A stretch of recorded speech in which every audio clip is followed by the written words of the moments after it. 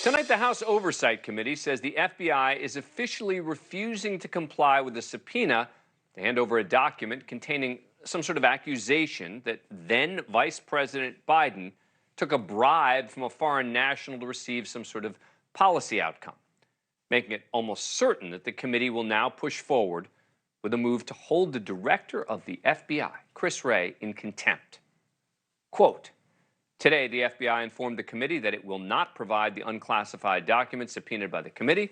The FBI's decision to stiff-arm Congress and hide this information from the American people is obstructionist and unacceptable.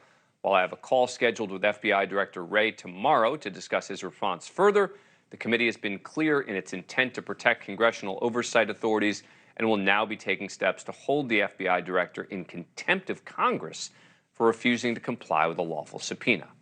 Now, earlier today, Speaker Kevin McCarthy joining Oversight Chair James Comer in making that threat. Now, this all seems insane, but first, here is Speaker McCarthy on Fox this morning.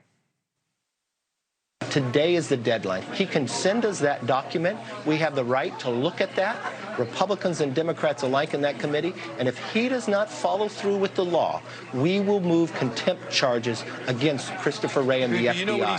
In a letter to Comer released tonight, the acting assistant director of the FBI, Christopher Dunham, writes, they have a, quote, ongoing commitment to continue working with your staff to identify additional accommodations that could be made.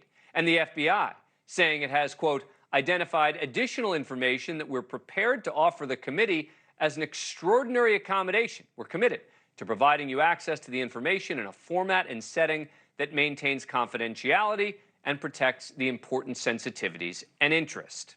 Now, Director Wray is scheduled for the call with Comer tomorrow. But if it happens, this would be the first time in FBI history that an FBI director is held in contempt of Congress. And it's all the more significant because, of course, Wray is a lifelong Republican appointed by Donald Trump. And most importantly, the members of Congress have no idea whether the FBI immediately wrote off these allegations, whether it's a crackpot. What we know is that it's apparently what is called an FD 1023 document containing some allegation that someone made about Joe Biden. When Comer and Senator Chuck Grassley requested the form earlier this month, the FBI pushed back, saying it could harm investigations, prejudice prosecutions, unfairly violate privacy, reputational interests, and they said, quote, the mere existence of such a document would establish little beyond the fact that a confidential human source provided information and the FBI recorded it. Indeed, the FBI regularly receives information from sources with significant potential biases, motivations, and knowledge, including drug traffickers, members of organized crime, or even terrorists. So just about anyone can go to the FBI and say, I have a complaint. This form, the 1023, is the one the FBI apparently fills out. It could be anyone saying almost anything. And they just don't release this stuff. But some on the far right are so willing to demonize the FBI for political gain that none of that seems to matter. The FBI, for its part, appears to want to stick to protocol rather than be a pawn. I want to understand more, though, about what these 1023 documents are and why the FBI would be reluctant to turn it over. So joining us now is Tracy Walder, former FBI special agent and national security contributor for NewsNation. Thanks for coming on the program. Appreciate it. All right, so lay out for us, what is a 1023?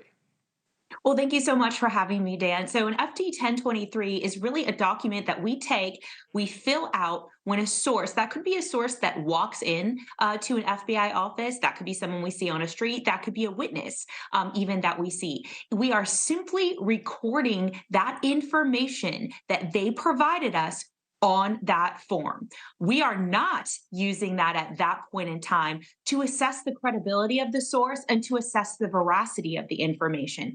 That comes later down the line. So all that form is literally an FBI agent sitting down with a source, and again, we don't know the veracity of that source, and taking their information down word for word. So explain to us why the FBI wouldn't want to release this kind of document. Right. So they're typically not released because the reality is, even at CIA and at FBI, we want to protect our sources and methods.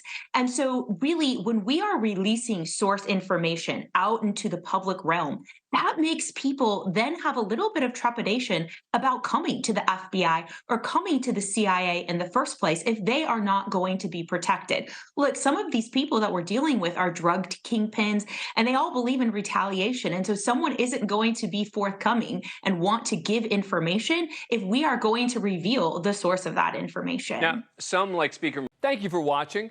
Go to newsnationnow.com to find NewsNation on your cable provider. And don't forget to click the red subscribe button below to get more of NewsNation's fact-driven, unbiased coverage.